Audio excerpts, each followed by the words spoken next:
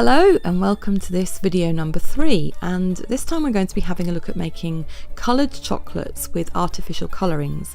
First of all, this is a liquid one that you can find in most supermarkets. It's red but it's free from cochineal.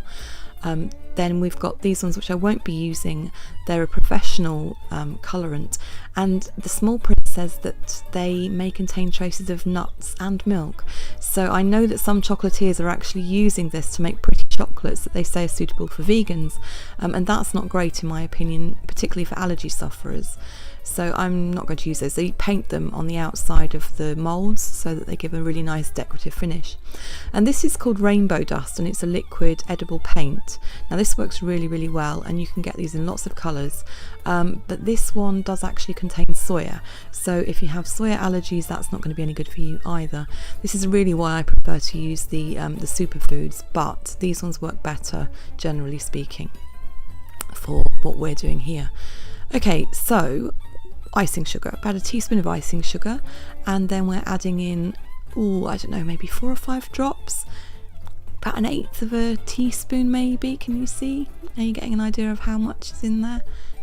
Yeah, there you go, kind of like, yeah, the end of a teaspoon of the colouring, and then you're just going to stir it in really well to the icing sugar, mash it down, you know, push the colouring into the icing sugar until it's really, you know, well blended, and you can sort of see that the icing sugar is all the colour that you've, you know, dyed it. It's a bit clumpy, but yeah, that's the job done.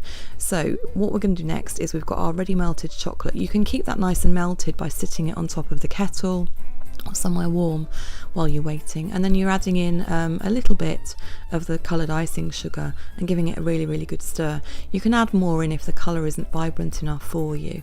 I've just put a little bit in here because I'm only using a tiny little bit of chocolate as a demonstration. So stir it really well. Might be better to use a whisk, but the spoon seems to work okay. And then what I did next was to pop it through the tea strainer sieve, because there are a few lumps in it, and to be honest, you aren't going to get rid of those. But you know, if you can get rid of as many as possible, then you know, all the better. So just push it through, get through what you can, and yeah, there you go, job done.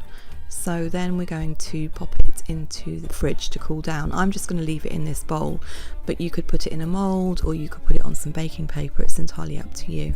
So here we go. I was a bit cold, so I put my jacket on, but this is it set. You can see those little red lumps. If you mash it up, you can use it for sprinkles on things like chocolate bark and what have you.